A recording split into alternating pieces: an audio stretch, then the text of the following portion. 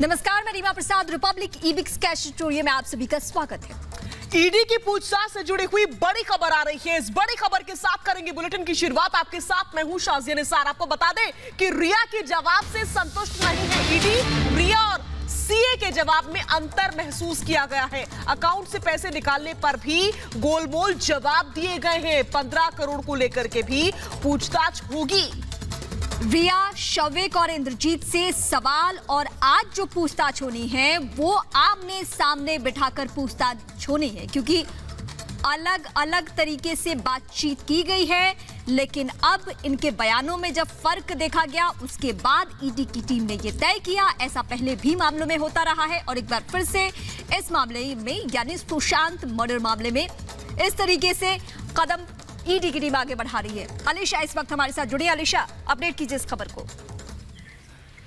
देखिए, बिल्कुल जो ईडी की ओर से जो ऑफिसर्स है, जो रिया चक्रवर्ती और इन सभी को जो इंटरोगेट करते आ रही है, उनके और से जो ऑफिसर है वो 8 बजे ही सुबह के यहाँ जो है ईडी ऑफिस में पहुंच चुके हैं। साथ ही जो ईडी सूत्रों से पता चल रही है कि आज रिया से काफी सख्ती से सवाल किए जाएंगे, क्योंकि जो सुशांत के सीए को लेकर और सुशांत के सीए संदीप श्रीधर और रिया चक्रवर्ती के सीए रितेश शाह, इन दोनों के स्टेटमेंट को देखते हुए जो है आज रिया से काफी सख्ती सवाल किए जाएंगे। पर साथ ही जो इम्पोर्टेंट पता चल रहा है कि पहली बार जब रिया चक्रवर्ती से सवाल किए गए थे तो उन्होंने ईडी ऑफिस को सही जवाब नहीं दिया था, जो कि सुशांत सिंह के अकाउंट से जब पैसा विड्रॉ किया गया उस पर जब सवाल किए गए तो ठीक से जवाब नहीं मिला है। और साथ ही रिया चक्रवर्ती के सीए और रिया चक्रवर्ती की जो स्टेटमेंट है वो मैच नहीं हो रहे हैं। इस पर आज फिर से जो है ईडी इंट्रोगेट करेगी। इतना ही नहीं, ये तक देखेगी जो 15 करोड़ का इल्जाम सुशांत सिंह के फादर ने लगाया है कि जो फ्रॉड किए गए हैं रिया चक्रवर्ती की ओर से, उस पर्सपेक्टिव पर भी देखा जाएगा कि क्या 15 करोड़ रिया और उसके परिवार तक पहुंचा है कंपनी के द्वारा। और जरूरत पड़ने पर, ज्यादा जरूरत पड़ने पर जो है रिया, शौविक और इंद्रजीत को कन्फ्रंटेशन जो है किया जाएगा, साथ में मिलकर उनका इंट्रोगेशन किया जाएगा। पर सबसे अहम अगर हम देखें कि जो कंपनी जिसको लेकर ईडी जांच कर रही है वो दोनों कंपनी के जो नवी मुंबई पे जो रजिस्टर किया गया है उसका आईपीएस एड्रेस जो है वो 17 बार बदला है।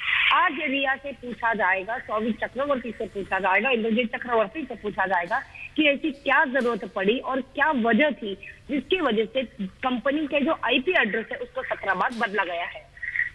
जी चलिए अलीशा, आप नजर बनाए रखिए। एक बार फिर से आपके पास लौटेंगे। 5 तस्वीरें इस वक्त आपकी टीवी स्क्रीन पर एक के बाद एक सवालों का सिलसिला ईडी की ओर से जारी है। और आज एक बार फिर रिया चक्रवर्ती से पूछताछ होगी, सवाल किए जाएंगे और रिया चक्रवर्ती को उन सवालों के जवाब देने ही होंगे। यानी कि कुल मिलाकर आज का दिन भी बेहद महत्वपूर्ण रहने वाला है सुशांत सिंह राजपूत केस के लिए। और इसी बीच इस स्थिति को देखते हुए रिपब्लिक भारत जो है वो 5 बड़े और महत्वपूर्ण सवाल खड़े कर रहा है। आखिर वो 5 सवाल क्या कुछ है वो हम आपको दिखाने जा रहे हैं। तो रिपब्लिक भारत की मुहिम जारी है। सुशांत को इंसाफ को लेकर के तमाम सवाल खड़े हो रहे हैं। कौन कौन से सवाल है वो हम आपको दिखाते हैं। देखिए, सवाल नंबर 1, सच्चे सवालों से क्यों घबराई है उद्धव सरकार? आखिर उद्धव सरकार क्यों चाहती है कि सवाल ना उठाए जाएं?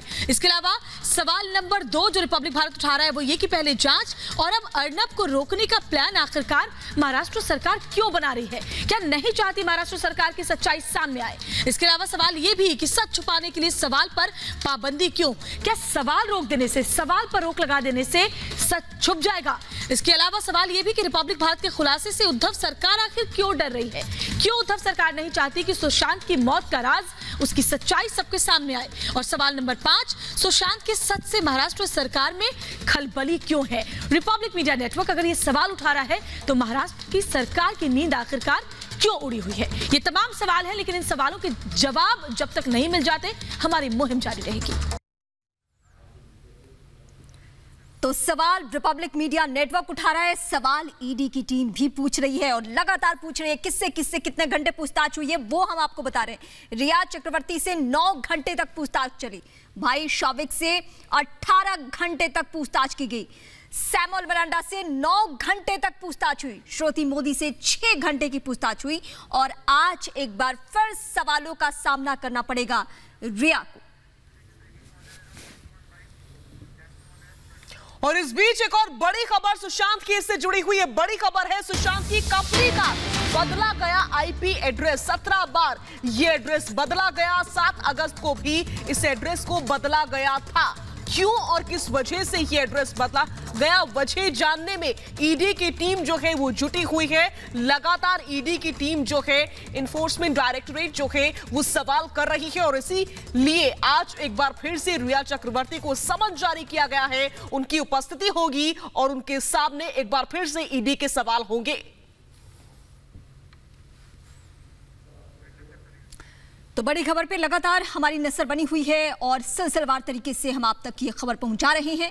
लेकिन आज जब ईडी की टीम आमने सामने बिठाकर पूछताछ करने वाली है, क्योंकि पहले ये आशंका ये हो चुका है जवाब से टीमें संतुष्ट नहीं हैं, अब अगर आमने सामने बिठा के बातचीत करने और सवाल पूछने के बाद भी विरोधाभास नजर आया, तो आप समझ सकते हैं कि कितना बड़ा खेल है और क्यों लगातार हम कह रहे हैं कि सच सामने आकर रहेगा।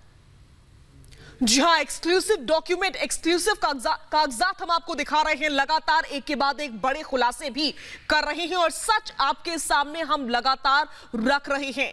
सुशांत केस से जुड़ी हुई ये बड़ी खबर है। सुशांत की कंपनी का आईपी एड्रेस बदला गया और एक बार दो बार नहीं बल्कि 17 बार इस आईपी एड्रेस को बदला गया था। आपको बता दें कि 7 अगस्त वो महत्वपूर्ण तारीख है, उस वक्त भी इस एड्रेस को बदला गया था। अब बड़ा सवाल ये खड़ा होता है कि क्यों और किस वजह से इस आईपी एड्रेस को बदला गया। इसी के जवाब को तलाशने में जुटी हुई है ईडी की टीम। आज रिया चक्रवर्ती की एक बार फिर से ईडी की टीम के सामने पेशी होगी और उनको जवाब देने होंगे। एक बार फिर से ईडी की टीम जो है वो रिया चक्रवर्ती से पूछताछ करेगी, सवाल करेगी और रिया चक्रवर्ती को जवाब देने होंगे।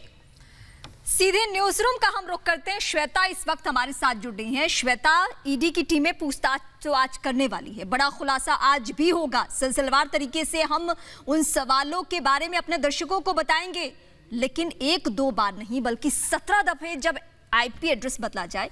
सुशांत के बारे में भी खबर ये निकलकर सामने आई थी कि वो बार बार अपना सिम कार्ड बदल रहे थे। चल क्या रहा था ये खेल?